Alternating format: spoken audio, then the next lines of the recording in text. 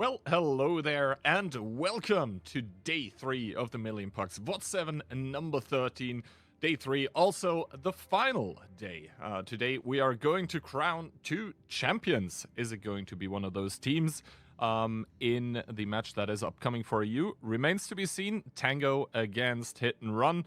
Tango, they have shown some good stuff before, but yesterday against Opur, it was sort of a roadblock that they ran into. Yeah, it's kind of a roadblock for them. That wasn't really the greatest thing ever. But yesterday, though, Tango had a good performance against the team we would favor, Burger. Yeah, Burger yesterday did get knocked out by Tango. And on the other hand, Hit and Run was also able to win their respective match to make it into the lower bracket semifinals, I think this one is. W is waiting in the lower bracket finals for the winner of either one of those. And yeah, Hit and Run sort of hit and miss the performance by them in the tournament so far. Their first match, very I don't want to say disappointing, but shocking that they lost it, that they dropped to the lower bracket. But since then, pretty good performances by them. Yeah, and they of course want to bring it back home all the way to the finals. Again, we talked about this team and Opur as for them, this is a very important tournament to see where they stand in terms of preparation and form coming up to the China tournament. Yeah, exactly. That one won't be easy either. I talked to some players yesterday, and they were actually saying that they had been training with Chinese teams, and saying those Chinese teams were actually pretty good. So definitely something to look forward to. The thing we can look forward to now, though, is going to be the match in between Tango and Hit and Run. The pick and ban up here, it's going to be Prokhorovka taken out first by Tango, then Moravanka being banned. Steps, our first map here. And we did see, I think, W playing against Hit and Run on steps. So I think Hit and Run probably figured out some things they want to do better. Himmelsdorf map number 2, unsurprising pick by Hit and Run, I would say. Ghost Town taken out. Sand River, possible map number 3. Mines and Cliff being banned. Tundra, the possible tiebreaker. Yeah, if it gets that far, I don't know if this kind of match is one that will go to tiebreaker. I think if Hit and Run starts off strong, they may run away for it. For Tango, it's kind of a similar story as yesterday. They need a strong start in this match. They need to be able to grab Hit and Run by the throat immediately, because if they don't and let Hit and Run get into the match, then it's going to be rather difficult for them to keep the pace. Yeah, indeed. It's going to be rather difficult. But for that, obviously, Hit and Run, they need to start off strong. They need to show us what we have come to expect from them in past tournaments, what we didn't see in their first match. But maybe today is going to be the day. Other than that, as the analysts obviously outlined later today, we're also going to have NA matches. Only 2 of those 3 EU matches, but obviously 2 champions are going to be crowned, and the winners of those, as well as I believe the second places, are going to go in towards the Winter Invitational, which is going to happen in December. So stakes to fight for, not only getting into the final, securing cash prizes on EU, but also that Winter Invitational where you want to just show off what you're made of. Yeah, I'll be there, Ken. He'll be there as well, I hope. Hopefully, yes. Planning to be. But yeah, for Tango, I don't know, bro. I want to see how far they can go. Sometimes when you see the underdog go there, at some point they run into a wall. And sadly, I feel like Hit and Run might be that wall. Yeah, Hit and Run didn't really have good performances against W, but other than that, they've been pretty stellar so far in the tournament. So I am with you there. I think the caster predictions show that as well. Both of us with, I would say, cautious 4-2, Insane saying it's a 4-1, Toxic with a very aggressive 4-0. Not the first time he's predicted that. So there is that. I don't know if that's fair to say, but we'll see. All right. We do see the lineups here. Hit and Run coming into this one. Double 60 TP, 1 Mouse, double S-Kong, 1 Bat, and the Mino. And the Mino versus Tango's quad S-Kong, double I7, and a 60 TP. Both these teams, a lot of hold-on potential here with those tanks that they are bringing. Yeah, definitely. A lot of hold down potential. First time I believe we see the Minotauro being picked, or actually second time we see the Minotauro being picked on steps. So we'll see how that one exactly works out here. Monster with the bat with 2030 HP, so not the full spotting lineup or setup, I don't think. And on the other side, not a single medium by Tango, so relying fully on heavy tanks. Relying fully on heavy tanks indeed, and especially on that attack. That's an interesting one to go that heavy, I would say, Kihan. Not using any of those mediums at all. Monster will have to play a careful game over all the tanks, so in that bad shot, especially against those S-Gungs that are able to switch to intuition at any point and hit them for 540 to the face. Yeah, exactly. Now we see the triple IS-7 here by the, or double IS-7 S-Kong actually, by the team of Tango, just, you know, scooping out the northwestern part. They are not going to see Piotr hurrying into the A2 sort of corner position where they would have to dig him out. Marcel, obviously, with the S-Kong would be able to put in a shot or two if they try to do so, but so far Tango with, I would say, a very slow opening, obviously influenced by the fact that they only have heavy tanks to work with. And now Conrad with that mouse, I'm going to be very interested where they are going to position him. Because the mouse indicating that they want the enemy team to collapse upon that tank. And yeah, simply the fact that he has 3.5k HP is going to keep him longer in the game than any other kind of tank that gets overpushed. Never they're obviously able to capitalize on that with the Minotauro. A full clip, maybe even two would be possible if Conrad gets collapsed upon. But so far, that isn't really the case. Now, Piotr in a passive spotting bush with that 60 TP. So far, not seeing a whole lot, though. But Tango, it's 2 minutes into the game, and they haven't really done anything. No, but I've just spread across the map, watched for any of the pushes that may come out from this hit and run team. They're just slowly encroaching the map from all angles. I mean, Piotr took a shot, Mr. Panda's not taking the outside. They're trying to put hit and run in this pincer where they can't really go anywhere or do anything at all. Yeah, and Conrad and Panda now exchanging spots here. Monster is being rotated. He does have the low noise exhaust on the Batchat, meaning he is going to outspot any and everything on the map, simply because of the fact that, you know, heavy tanks cannot mount CVS to counteract the camo. And yeah, still though, pretty defensive opening by Tango on their offense, I would say. So Jacob in that S-Conk getting spotted out by Marcel here. Does put in a good shot to reduce the HP a bit just on the way there on the approach. But, ooh, good shot by Piotr as well. But now the IS-7's springing into action on the western side. Yeah, and they're just going to push up and over and push towards Piotr probably. I mean, sure, he's a 60 TP, but that is going to be an issue for him. Infinity taking one, but returning on towards Piotr, who's now falling back, takes one more from Sir Jacob. A lot of damage taken actually on this 60 TP. Relatively free. Jacob might even get another one. He does, 479.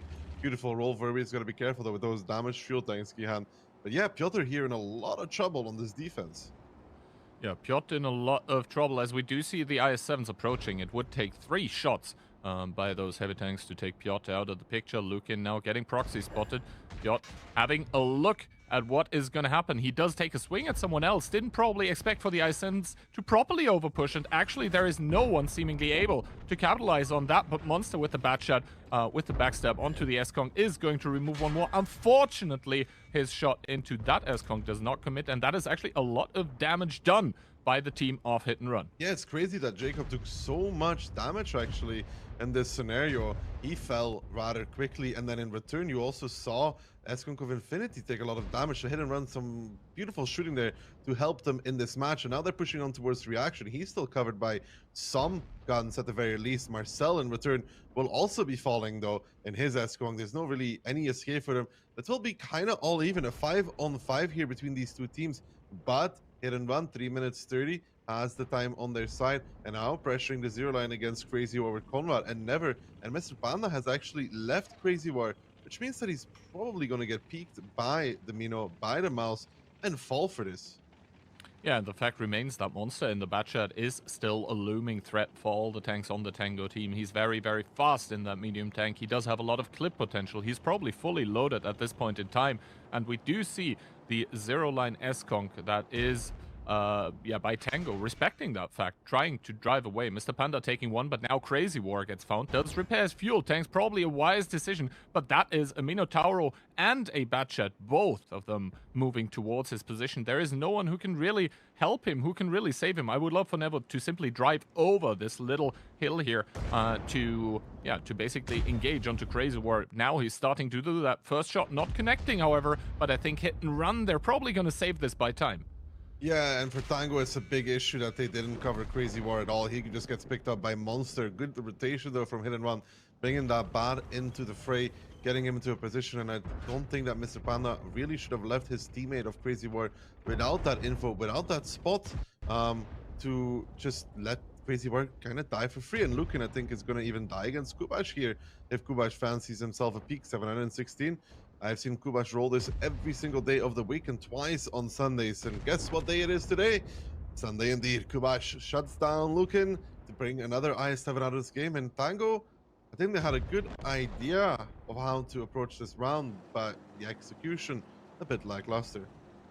Yeah, the execution indeed falling apart in the later minutes of this game here, as Hit and Run do show us a very, very solid defense. Monster is probably going to pad his stats a little more, as those APCR shells, no problems penetrating the S-Conk whatsoever. Mr. Panda down towards a 2-shot. 1 minute 30 remaining, and that very, very healthy mouse still of Conrad driving towards Vervi now to eliminate the healthiest tank on the Tango lineup remaining. Actually make that the only tank for Tango that is still remaining here. Never with the Minotauro also there. Nairos coming in to help finish it off, and it's going to be 1 for Hit and Run and 0 for Tango.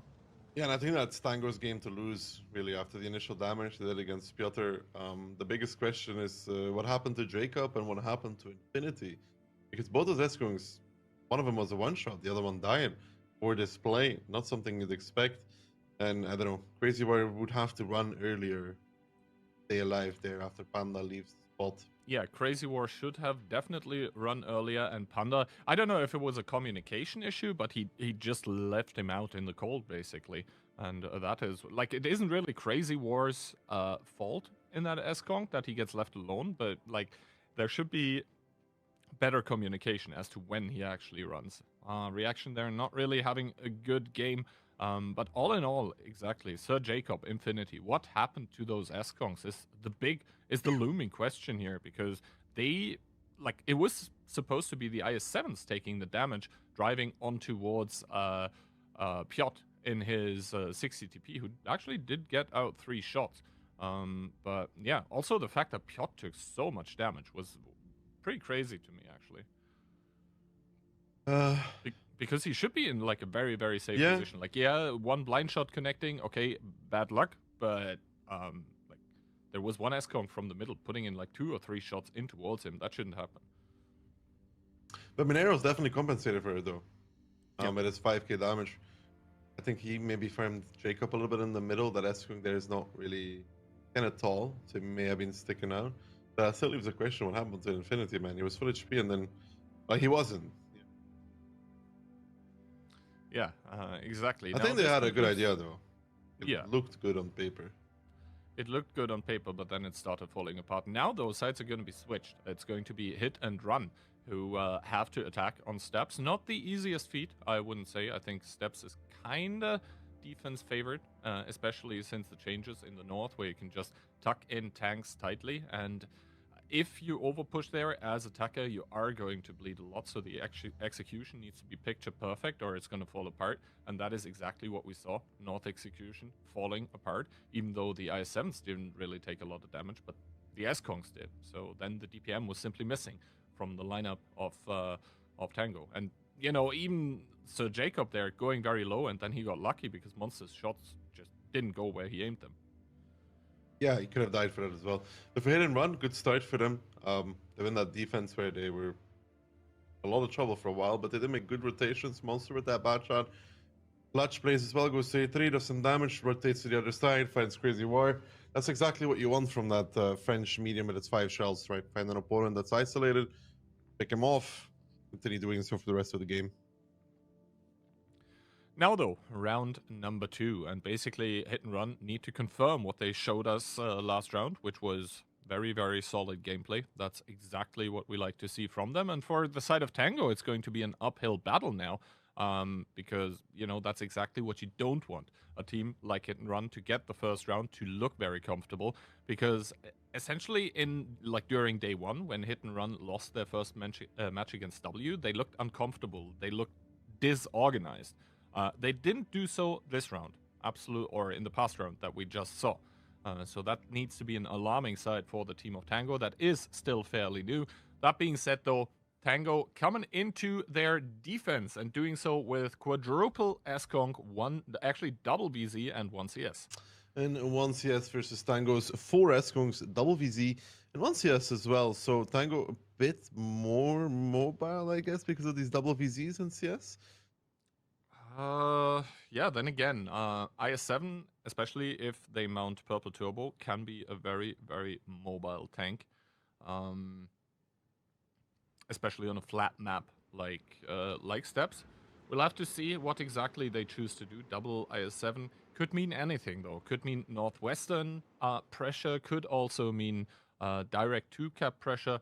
Kubash there with a pretty unusual pathing, I would say, for the CS, goes directly towards the middle, doesn't opt to go for the left-hand part, and the IS-7s of Piotr and Konrad also with a very, very unusual pathing, I would say. Unusual pathing, indeed, but he does get into that position, and they're just aiming to see if they can find somebody. A monster here in the CS will not find looking like he did Barkus. You remember, but ooh, he did spot Lukin, and big shot coming out. Basically, a repeat of what we saw in one of the earlier games. It's 2 shots, no? Or was it 2 shots? They happened so fast. I mean, I thought it might have been 1. 2,250 minus 1,484 key hand.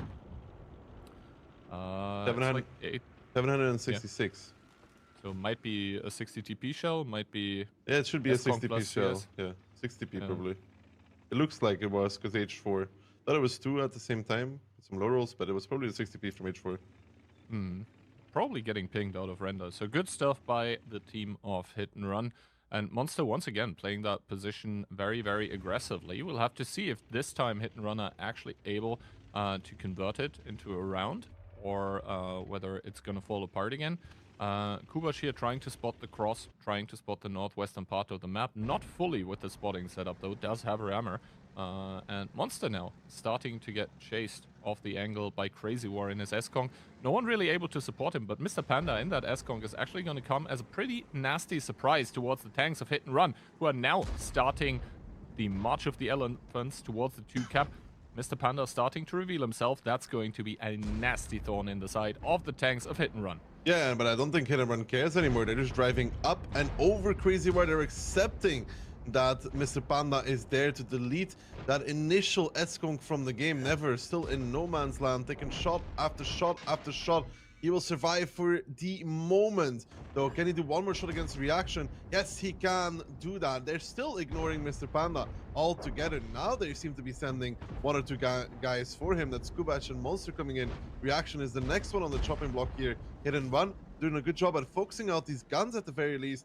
And right now, Tango is starting to group up on the 890 line themselves to potentially repush. But I think Hit and Run, Kihan, even with Mr. Panda farming for the life of him, is well and truly ahead. Yeah, and the problem now being that Mr. Panda is going to get collapsed upon as well. He even has an Amarak, and Piotr is going to crush Mr. Panda out of it as the repush comes in by Tango, but I believe it might be too little and it might be too late, because yes, the double VZ was committed in, but Sir Jacob, as soon as he did his 2 shots, it's going to be even in HP, but he's going to be reloading then. And now Verby getting focused out, getting shot down. Monster also falling, but now Infinity, the next one on the chopping block here, is going to fall, and Sir Jacob, half his reload's done, but there's only going to be 1k alpha in his clip as Infinity does fall to the ground here, surely. And now Sir Jacob, left to his own devices, is not going to have a say in this matter. It's going to be Hit and Run 2 and Tango 0. I mean, we can see everything right, but I think the S-Kong up front, I think it was Crazy War. Um, when you see this push, I think you have to bail out of the position towards where reaction was, right? To force them to cross as long of a distance as possible to find anything. Now they were able to pick up a gun while they were getting farmed, so evening it out, and then they were able to continue on towards reaction, which again then was isolated. I think if Crazy Boy runs coming, to at least behind the rock, which he can make for free, then they just simply shut down this push in about 3.5 seconds. Yeah, Guys, and I think interestingly enough, I think that, you know, if you take a look at how Hit and Run played their defense, I think they were setting up exactly against something like this. Having the mouse instead of the Eskong there, who simply has more HP, and then you have the Minotauro to farm together with probably the Eskong that they had committed into the corner. So I think Hit and Run sort of set up against exactly this push, even though, you know, Tango ended up pushing the north. But they recognize the threat potential that something like this poses. And also, I want to highlight how focused Hit and Run was about getting guns into the game, out of the game for the side of Tango. It was very interesting to see that they're like, oh well, there is an Eskong there in the corner. Let him be for now. It's going to be DPM, but like if we lose our focus on towards getting the Eskong that we're collapsing upon out of the game, then we're probably going to lose that game too. So it was very, very nice to see how they were prioritizing their targets. So good stuff by Hit and Run. And Tango, for them being 2-0 down after steps, it's a scary prospect already. Like your own map pick, losing that 2-0, that should be normally a 1-1 map, now going into Hit and Run's pick, which is Himmelsdorf. Kind of worrying. it is kind of worrying, especially because Hit and Run kind of rolled over them in the last round on a pushing level, individual level there. To get these Eskungs working, you need time. Crazy Warrior didn't have time. Maybe it was a call that he's supposed to stay there. I think we could agree that it's the right decision to stay. Running would have been much better. The round off of it. Never would actually have to drive through no man's land for like 500 meters to reach anything. Now going on to Himmelsdorf, which is one of those brawly maps. At some point, I mean, you have your initial strategy, but at some point the push comes, and Hit and Run has just shown that when they do start pushing, maybe Tango doesn't have necessary reactions to deal with it. I mean, they have a reaction, but sometimes that's not enough. Having a French superstar player on their lineup, we'll have to see if they're able to come back here. Because honestly, so far, Hit and Run looking kind of unstoppable in this match. Tango, they need to get something going. They need to get their act together here. They need to maybe even get a lucky pickup or two. That kind of tends to get the train rolling. But the way this has been going, I'm not sure Hit and Run will offer those opportunities, will offer those possibilities. And it kind of comes back to the fact that Hit and Run as a team, as soon as you let them get into the driver's seat of a round, it's very rare that, you know, they will let go of the steering wheel. Yeah, and that's what we said earlier. That it's a bit of an issue for the boys of Tango if they don't have a strong start. They're now looking at a Hit and Run team on the move and in a good spot as well. I think that makes it a lot worse to play against. Yeah, now Himmelsdorf, basically the map which on the houses has the addresses of most of those in-mill slash hit and run players here. They know the map by heart. Obviously, the Tango players do as well, but Himmelsdorf kind of a difficult map to play because of all the angles, and now hit and run trying to put themselves onto match point, doing so with double 60 TP, 1E100, double IS4, and double E5. Double E5 versus double 705A, a BZ, a 50B, and triple 60 TP. Extremely heavy from Tango. Extremely heavy, then again, kind of fast as well with that BZ75. We'll see if he tries to go straight through the courtyard as we have seen before. And Infinity actually starting to boost towards the 5 line. We'll see if he starts turning around. Triple 60 TP getting sent towards the rails for the side of Tango. And for Hit and Run, we see Monster and Piot going towards the 8 line with their IS-4 and E100 respectively. Everyone else driving over the hill.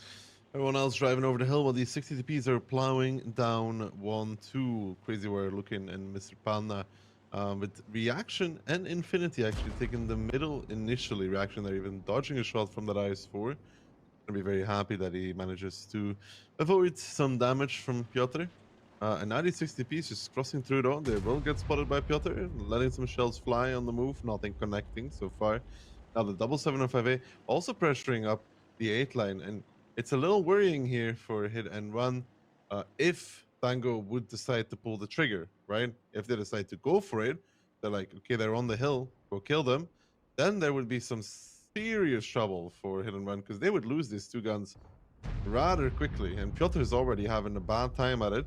Loses about half his HP. Monster now taking some as well. And the rest of his team still going. And now they're spotted driving down the 8 line towards the cap actually by Variant. That 705A. He sees every single one of them. So now they need to kill the IS-4. They need to kill the 100. But they also need to go back and defend.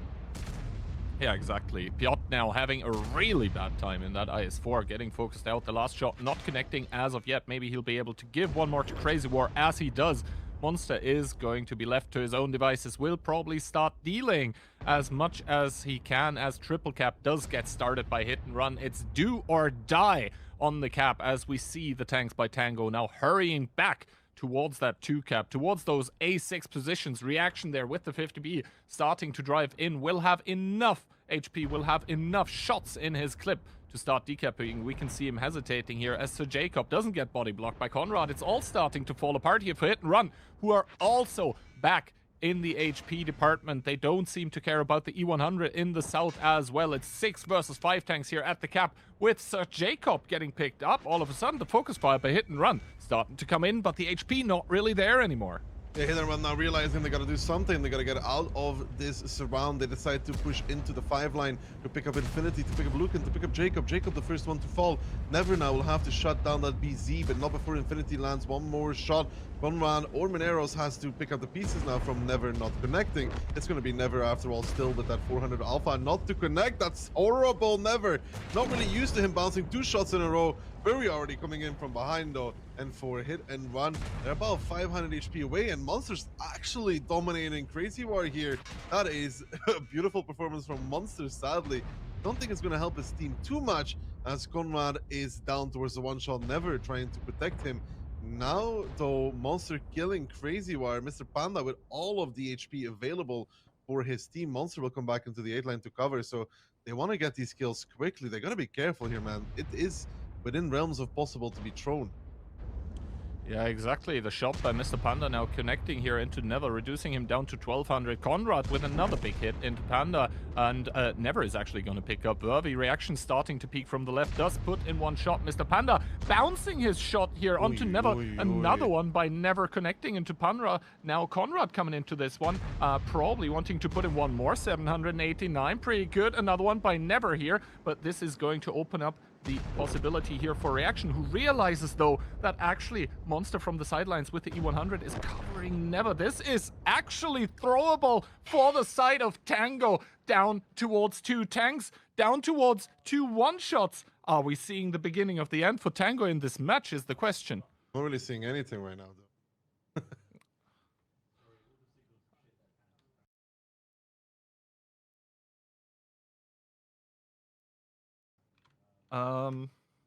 Yeah, hopefully we'll be able to switch to a different backup feed soon, as yeah, it's actually very throwable for either side. What has here. happened? Monster has died somehow, I guess, to Reaction. So now Never is in a 1v2. He goes D-spotted though. He has Lucan and Reaction to face off against. What's out He Lucan? does get the spot here. Nice timing for Never. As he drives around, he does spot Reaction as well. So he has the information on both of the enemy tanks. His cupola being on the left side of the turret, being a big problem here, though. He has to pick up Reaction first, but Reaction obviously hiding in here. With the 91 HP that he's on, that actually means he has the faster reload from the skill available. Lucan and Reaction both pre-aiming here, though. I wonder how Monster died, though. I think that's the bigger question in this kind of matchup for me. Lucan slowly trying to get closer. Never tries to find an isolation. He wants to go D-spotted so he can come from a different angle. He needs to find one of these two without the other one being in position to really deal with it. I don't know if he can do that right now. It's going to be very, very close for him. Obviously needs to avoid the proxy spot. Going in for the kill. Now Lucan pre-aiming. He sees that he's... Oof, Lucan there though with the pickup. I think he shot HE with that 60 TP. I think so, actually. Yep. So good stuff by Lucan, and Tango ending up not throwing the round. No, and I think the kill on Monster there on the 8th line, I don't know who it was. We'll see in the battle results who killed him anyway. I think it was a reaction, probably. That was a disaster, though, for Tango. I mean, they may have won the round, but endgame scenario? Also, we have to question who was the 60 TP that was losing his 1v1 against Monster, because that was kind of iffy, to say the least. As let's see who actually killed Monster. It was reaction with that 50B. All right, so that question at least got answered. But the 60 TP losing his 1v1 against Monster, like if they send 160 TP into the 1v1 against the E100, they must be sure that he kills him. But for some reason that didn't happen. And let's check how much. Yeah, Monster there, 2,250 bounce damage. So not the best of times. Yeah, no. That was not great for Crazy Wild. Being left in a 1v1. Gotta remember that the 60 TP has very low-ish heat pen. Not really high at all. I think it's like 317 or something on that level. So an E100 flat turret is like 310, I think. Taken. So once Monster turns his turret ever so slightly, can't really pen. The lower plate of the E100, if Monster angles well, is also really hard to pen because it just shows half his side basically. Timer. It's not really a comfortable 1v1 for a 60. You can understand. Yeah. At that point in time, it actually becomes a gamble. Like, does the 60 TP load AP or HE? Because as soon as you load AP, then all of a sudden you will be able to penetrate the side of the tank if Monster decides to show that one. It is a game of poker in between those two tanks then. And Monster just, you know, with the better bluffs here. In the end, for him, unfortunately, not helping out his team, but the tactic that Tango had here was essentially a hard counter. And for a hard counter to come this close is not a good sign. Well, the endgame scenario was a disaster. Pen ratios were a disaster. Personal positions were a disaster. You know, people dying when they shouldn't. You know, very dying, for example, when you shouldn't. Not waiting for their healthy tank, the 60 TP, to take the shots so they can just kill and secure over eagerness. But really well played by Hit and Run in the end, though. Very well played by them. Not really, you know, getting the round on the board, though, but this should be the final wake-up call for the team of Tango, that they cannot afford those kind of player mistakes that we just saw. That was just on an individual level, not up to the task, as hard as that might sound. Disaster avoided, though. They did not lose the round. At one point, I was quite convinced they were going to, especially considering how the endgame scenario went. But now we are going to see round number 4 here, in between Hit and Run and Tango. Tango, they do, after this first round in the match that they won, they do want to put a second one on the board to equalize the scoreline. Meanwhile, obviously, Hit and Run, they want to put themselves onto match point, which they almost did last round. It should never have been this close. Like, this was... It would have been one of the biggest throws of history in World of Tanks. Ooh. And it's really scary. And because I think Hit and Run's tactic was so bad for what they were playing against. But let's see if this time around they can do better. Double 60p, Monster in the 100, the IS4, the IS7, the mouse, and the E5. And on the other side, for Tango, we have double 60... double 60 TP, 50B, IS7, mouse, 705A, and E5. 705A, I believe, has kind of lowish pen as well, just like the 60 TP. So is probably going to struggle against tanks like the IS4, like the mouse, if it angles properly. Like the E5, even like sometimes the cupola can be trollish against such low heat pen, and the E100 obviously, as we highlighted last round, as we do see Tango opening, sending Reaction and Luke in over the A line, sending triple heavy tank in towards 8 line, and yeah, 0 line so over the hill for Mr. Panda and Crazy War in the E5. Crazy War in the E5 indeed, and let's see what Tango can do here. Just splitting up in the beginning from hit and run is also just with the I7 in position. They can run 2, controlling courtyard. Kind of a standard split from both these teams. Indeed. Question now being, what is Hit and Run going to do with the information that they have on towards the 50B? Because Reaction cannot really cross back here with the 50B without taking damage. So that is actually a tank that's kind of isolated for Tango. It's their playmaker tank. It is the 50B, as we see Vervi taking a swing. Doesn't connect though. And Mr. Panda in the 8 line getting found by Konrad. Kubash taking a shot into his cupola. Good shooting by Jacob, I believe. Or Panda. Good shooting indeed. They're just controlling that. They have the tanks on the hill. I don't really see an opening for Tango right now, though, with their current positions. Not really, no, as Crazy War on the hill does get spotted out as well in that E5. Monster starting to commit in into the courtyard, that is, with the E100. He's going to be behind the IS-7, as he does take a big hit here, and Reaction does make it out just in the nick of time, taking one shot by the IS-7 on the cross, but Panda now being the focus. Kubash, though, taking a lot of damage for that peak in that 60 TP. A lot of damage in that 60 TP. Now, though, Lukin and Jacob actually coming to reinforce. They want to go on towards Monster, who does not have a huge amount of cover, but Jacob, the cover is enough to hit him for 1.8 immediately. And now Lukin actually not connecting against that E100 either. Monster providing to be a menace here, as now never coming around. Might one-tap Reaction. Oh, he survives for just a second more, as Mineros puts the nail, and Darkov and Vervi now surrounded as well. The push from the hill coming in with Infinity and Crazy War. Mr. Panda already down towards a one-shot. Monster still alive, and in the meantime, Hit and Run cleaning up this G-line. Vervi will surely get found. Infinity not really connecting too much either. Finds one on towards Piotr now, but they're pushing into a mouse, which is exactly what Hit and Run wants. As Mr. Panda falls, the rest of the Tango team not too long for this World Eater.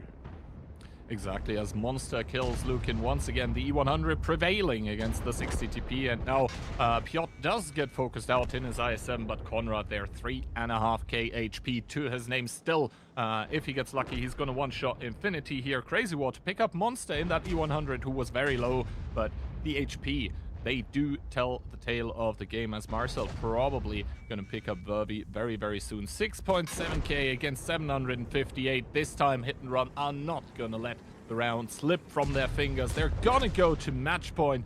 And for Tango, it's going to be a mountain to climb, a mountain the size of the Mount Everest.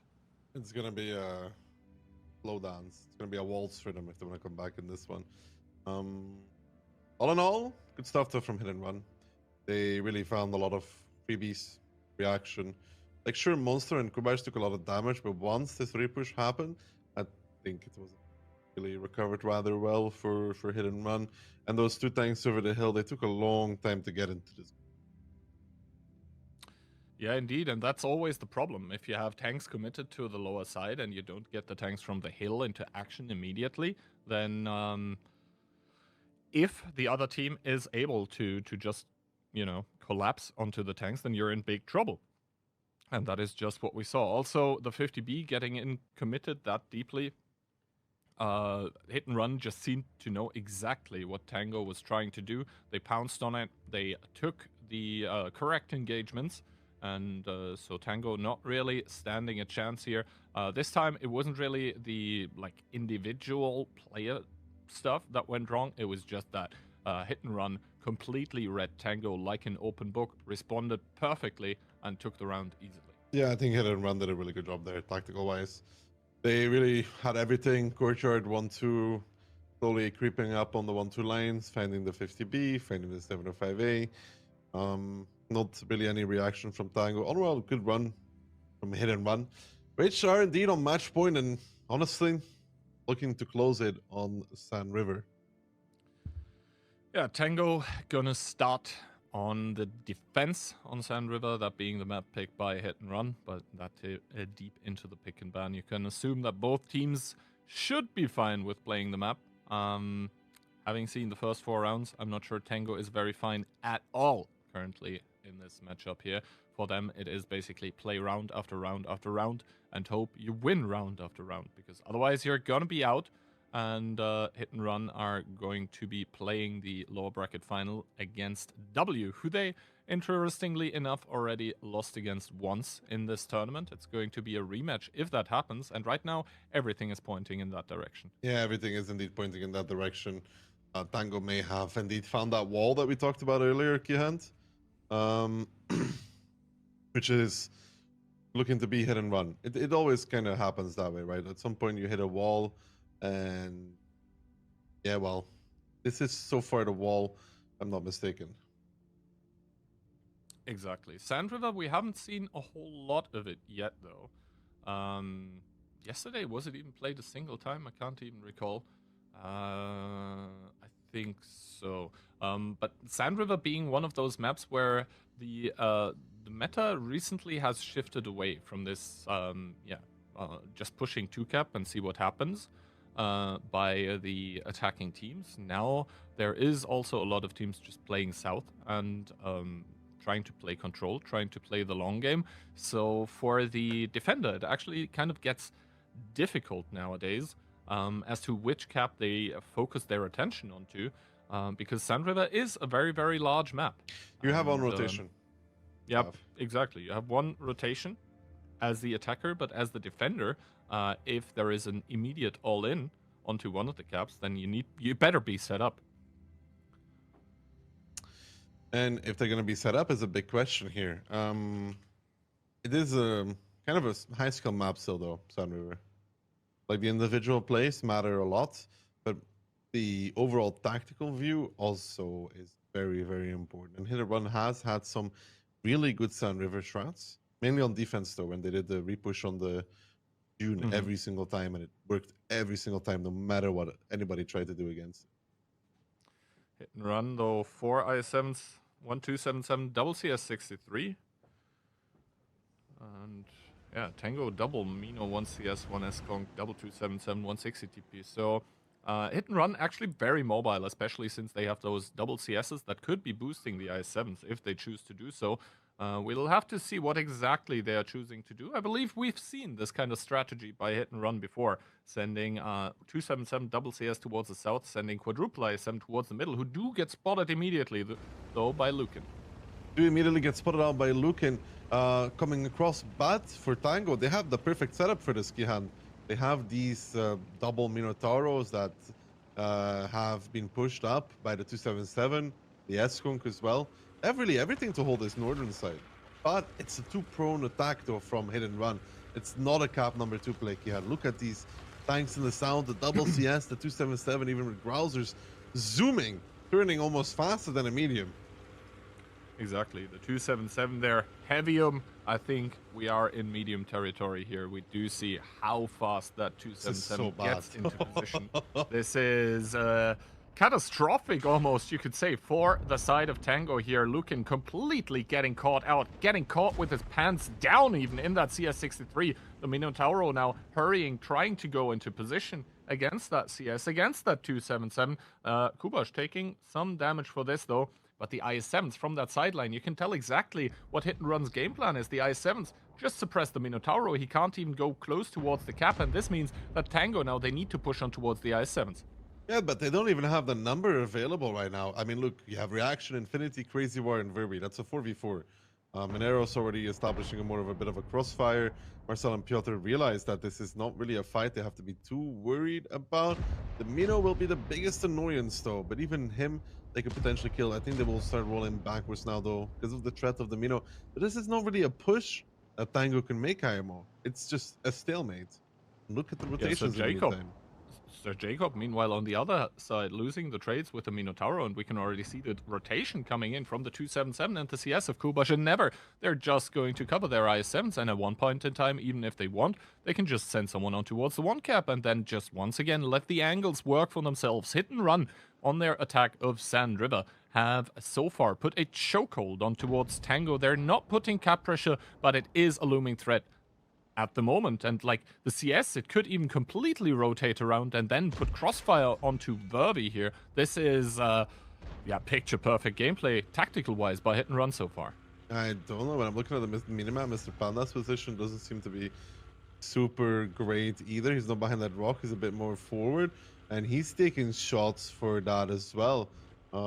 Not sure. Look, more damage taken. I mean, you can see it on the minimap. He's kind of out in the open. Kihan, he's down towards 11 HP. I mean, there's the hold on position at 8. He kind of missed that, and now Verby getting countered by Kulash, takes one from the side there, but Mr. Panda, man, not sure what that was in that S-Kung, but the price has been paid. 11 HP, and HE will do the job. He was, yeah, I really don't know what to say. Yeah, he's now trying to look towards that CS63 that obviously has... Yeah, that is the angles from the IS-7s basically working against him. Now Infinity coming to the same position, thinking he has to do something. Monster obviously sees that and now starts running. He doesn't want to play that 1v2. That is now a 1v1. The Minotauro taken out of the picture by a sniper from somewhere else on the map. Kubash now looking for that 1v1. We can see the HE not connecting here on towards the S-Kong, but obviously the CS will try again soon as Verby in the Minotauro, the next one to fall. This HE, though, does the job. Mr. Panda out of the game, and Tango probably out of the tournament soon. Probably out of the tournament soon indeed, because this is just looking rather bad for the boys of Tango. I'd say this is a tactical masterpiece from Hit and Run, really just predicting every and all positions that Tango wanted to play, forcing them into this complete and utter round chokehold where even if Mr. Panda doesn't make the misplay, I don't think it matters. They would just slowly creep up the A line again, crossfire, the Mino, Crazy Warren, no, not Crazy Warren. Jacob and the Mino would also not be really useful on 9-0 line because of the angles of the I-7. I think this was over after the first 45 seconds of the game. Yeah, Hit and Run now with a hard counter towards what Tango were doing. And I think a lot of teams are probably taking notes right now as towards this tactic. Because the way that Tango approached this match, it was never, ever going to win against what Hit and Run was doing. So, absolutely, you called it a tactical masterpiece. I agree with that assessment. It just looked clean, it looked good, it looked solid. There were no misplays being done by Hit and Run. The rotations were absolutely on point.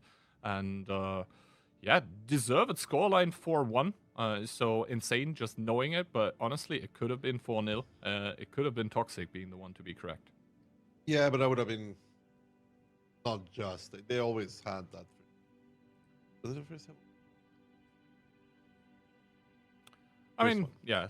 Let's have a look, though, at the battle result screen, and we do see Sir Jacob just not having an impact, just the angles working against him, unable to do anything really. And Mr. Panda, yeah, he did a bad peak, losing a lot of HP during that, but in the end, just the conviction with which the team of Hit and Run executed at the start of the game, just taking every single position right from the get-go. That was scary to see. W are probably going to be watching this because they are the next ones to fight Hit and Run here. W are going to be watching this, be like, oh no, that's not the Hit and Run we played against in match number, I believe it was even match number 1 or 2 of the tournament. So it's going to be a rematch in the lower bracket finals, but Hit and Run, that was a statement, I would say. Now, though, I think it's time for the statements of our analysts to tell us even more in-depth about what we just saw. Toxic Insane, take it away, guys. Are you sick and tired of being relentlessly shamed for your lack of skins and loot boxes and other cool things? Well, don't worry about it. We've got you covered, Jimmy. Hi there, we're Million Pugs. You've probably seen our logo on stream, but here's what we actually do. Million Pugs earns you skins and in-game rewards whenever you shop online.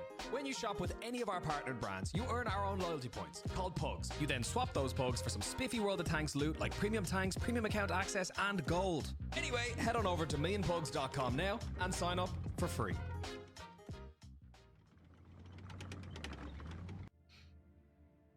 Well, thanks a lot, guys. And yes, Toxic Hit and Run is gonna get the chance to take their revenge against W because they took the victory in what a fashion 4-1 against Tango that we have to say goodbye to.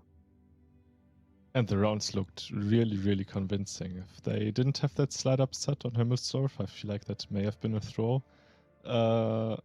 From both sides, though, to be honest. It could have been 4-0. I could have gotten my prediction correct, but Hit and Run didn't quite want to make it so easy for me. However, talking of stuff that isn't really easy, their next opponent is W. They faced them before this tournament and lost 4-0, so that's not going to be easy. Yeah, I mean, W is that team that can beat everyone, I would say, but at the same time that can lose against some underdogs. So it's definitely going to be interesting to see how they prepared for Hit and Run because they are a team that does prepare a lot. Didn't really work out against All Poor in the winners bracket finals, but they will get another shot to stay alive in the tournament against Hit and Run and get the chance to play against All Poor in the grand finals. That being said, Toxic, we should probably take a look at the replays to see exactly what happened between Hit and Run and Tango. A very good performance from Hit and Run starting on a step. They were on the defense and Tango was on the attack, and it looked good for the side of Tango, but we can see that Hit and Run, they found the weakness afterwards, and it was pretty much that S-Kong isolated in the zero line. Yeah, the opening really not bad from Tango. They had a very fair chance of winning this.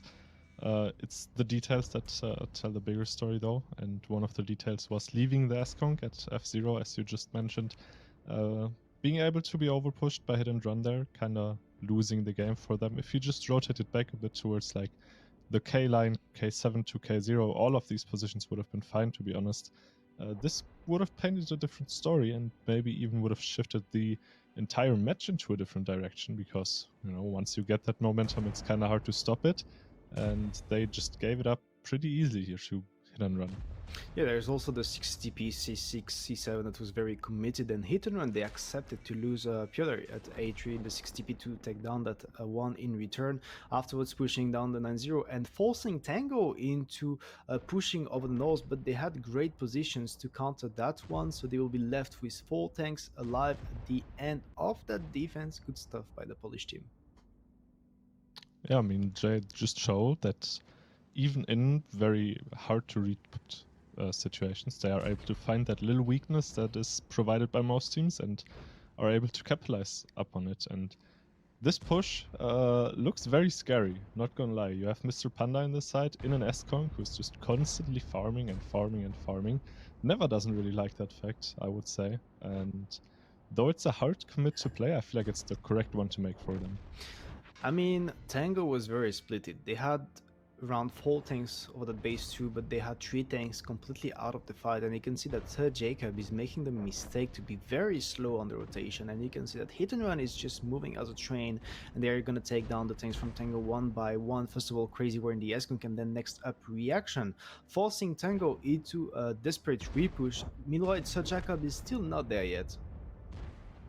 I feel like a crucial difference in this game was that Never actually managed to get one more shot onto Reaction, making a one-shot for Marcel, which otherwise would have meant that he can take a shot from both Marcel and also Conrad in the IS-7, which would have meant he got like 3 to 4 more shots out, which would have told another story.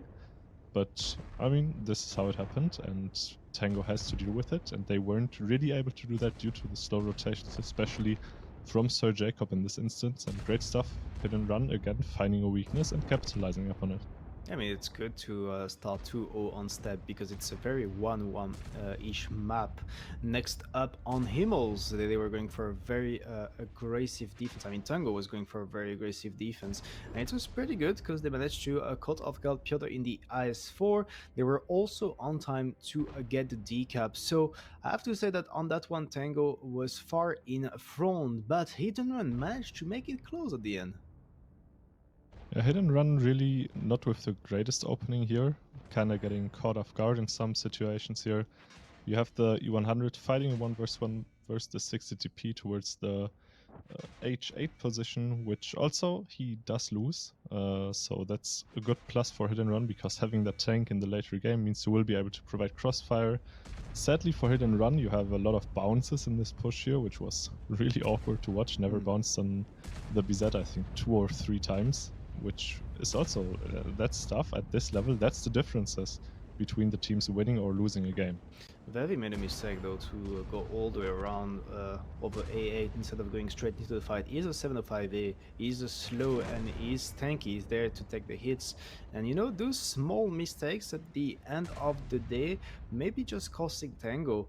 They were very lucky that Reaction managed to get the kill on Monster, and Luckin traded well against Neva, because you will see that Mr. Panda is gonna drop, and it was basically a 3v2 situation in favor, 2v2 sorry, in favor of Hit and Run position wise, but Tango was still on defense. A great positioning though, you have to say, from the E100 of Hit and Run, getting actually that shot onto Mr. Panda, killing him. In the end, it didn't quite make the difference. Lucan able to pick up the shot here with an HE round actually, and spelling disaster for Hit and Run, dropping that round to Tango, and actually going on to probably 1-1 on Himmelsdorf, as they will be the defender.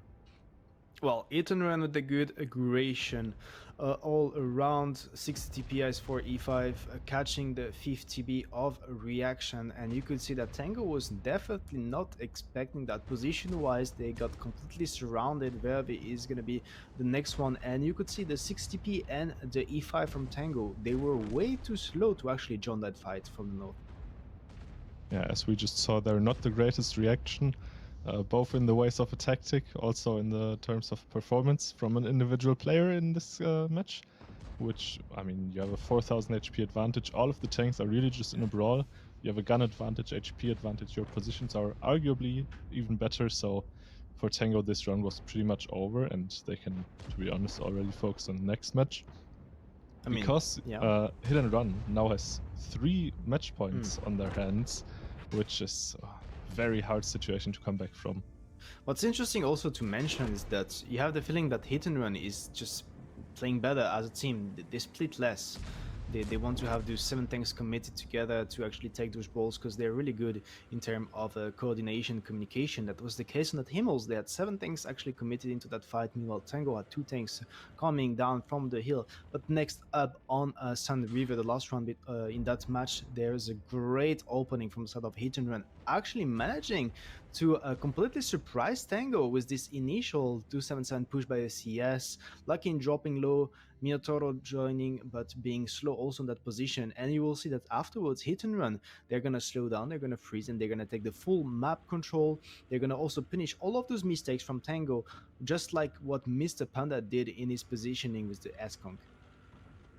Yeah, I love this match from the start of Hit and Run. This was really textbook. They studied what Tango does in Sand River rounds. Usually they instantly countered. It was like 50 seconds and they had already like 3/4 of the map controlled. They managed to take advantage of every single misplay that Tango makes. Really great stuff. This is what we are here to see, and I love for Hit and Run to be able to show off this after, you know, having such a hard debut in this tournament, dropping 0-4, still coming back and showing, okay, this is the team that we actually are, and this is the team that we want to be, and we are able to, you know, just stomp teams that are supposed to be really good. I think that it's good that W managed to trigger their ego a bit in the winners bracket with that upset with them losing 4-0. Because the team we have seen yesterday and today in the losers bracket has been performing on the level we expect them to be. And well, W is probably going to have a hard time against them afterwards, but I think that they probably prepared some specific tactics for them. I hope so, because I even said this yesterday already. This is the match that I was looking forward to probably the most, probably even more than the grand final, because supposedly Hit and Run is the better team, and supposedly we thought that in the match number 4. But they got stumped 0-4. Your ego is badly hurt by this team, and you have to somehow come back and now prove that this is just a one-off, and you are actually able to deliver on the performance that people expect from you.